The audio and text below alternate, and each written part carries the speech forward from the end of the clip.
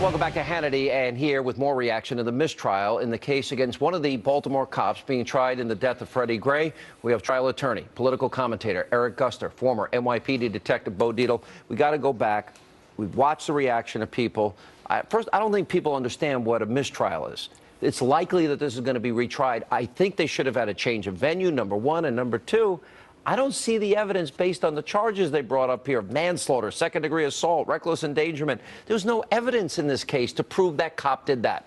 There was evidence, but not to the level of beyond a reasonable doubt. There was plenty of evidence. And one of the problems that the prosecution had in this case was that they were severed, meaning that the different police officers had their own separate trials. If they were all pulled in together, they would have gotten two or three convictions, I believe. From what I understood, didn't the prosecution want that originally? Well, yeah, it was a debating on which one, if they wanted to have it separate or not, but the judge did issue to have them separate. You know, these charges, and all the time that you charge someone with someone, you can overcharge them because you cannot convict somebody.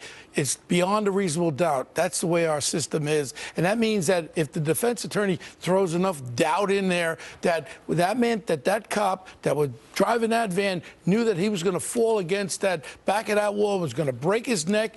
And I mean, it's kind of impossible to find someone guilty of that knowing that they were going to do that. And look at this guy's record. Look at all his arrest record. You know, remember, this was 8:30 in the morning. He runs from cops, probably because of the past arrest record this guy has, and maybe the likelihood he's up to no good at that time in the morning. And here's the deal. Okay, they didn't put the seatbelt on the guy. I would say that. But they don't know which cop. In this particular case, the cop said that it was not his duty to put the seatbelt in this case. And that's one of the problems. Now, let's go back to the arrest record. His arrest record does not matter. It does not matter. It doesn't matter legally in the court, but it matters in reality. But reality you're saying, is... oh, he's been arrested 100 times or 20 times, whatever it is. Oh, he's dead, so that's okay? No, that's not okay. Nobody's saying that. Nobody's saying that. We can't even imply that, Sean. No, I'm saying that he's obviously not a pillar of the community, and the problem is the cops knew him, and he ran from the cops. So what? He's not from the cops at 8:30 in the morning. He's still a man who deserves a fair trial, and he's not on trial. The cops are on trial. The cops are on trial, but it's a trial in reference to him. I agree with you on one thing.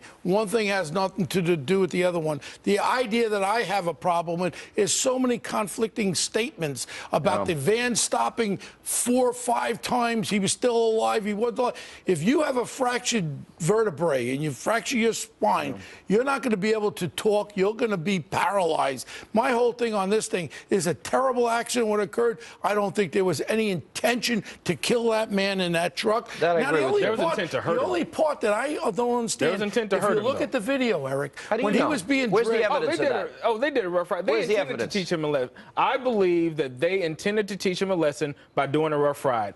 That is what I believe. That's a theory. Beyond a reasonable doubt. That's a hypothesis on your part. You don't know. There's no evidence of that. That's what trials are all about. It's about a hypothesis. Where's the proof? But the cop, you need to prove this cop is guilty, and there's no evidence here. I have said the entire time, I did not think they had enough to get a conviction. Then why are you giving us an opinion not based on fact? You're a lawyer. I'm talking about fact. I'm talking about fact. Here's some fact. The Baltimore Police Department does on a regular basis. Here's some fact. When those officers were taking him over the van, we all saw the video on the cell phone camera. His feet were dragging like he had no motion in his feet. My problem is, possibly, did he hurt himself when he was running and fall? And those injuries were consistent of one more shot in that van, set that spinal cord off? I think we can't get an honest answer because it was so highly politically, emotionally charged in the light of what had happened, and I think that resulted in overcharging. It resulted in it becoming political. That's why I would have supported a change of venue. And if it was, I think it would have been acquitted. Let's face it, the prosecutor and the mayor were no pillars of the community as far as I'm concerned. Yes, they are. They are. They are great. They are great ladies. And I'll say it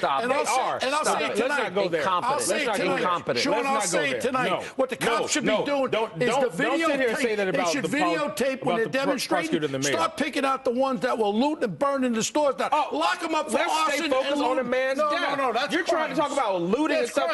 A man is dead, and then they may not get a conviction off of a man's death that was caused by Baltimore police. We don't burn houses down. We don't burn stores. We don't, but right now we're talking about Freddie Gray's trial. Right now, and there was not a conviction in Freddie Gray's trial. I'm talking That's what the about community wants to know. You know, one last thought. now. The problem when you have prosecutors and politicians involved and they overcharge and there's not evidence to prove it, and then the verdict doesn't come out the way the public seems to want it, they have set the public up with an expectation of a specific result and you don't get it.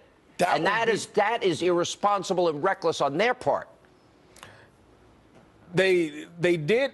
Well, a prosecutor's job. They created the impression. Guilty, guilty, guilty, guilty. A prosecutor's job. She said she's going to seek justice. That's what any prosecutor would do. We got to roll. That's what she did. Thank you both. Appreciate it. Thank you. Coming up next.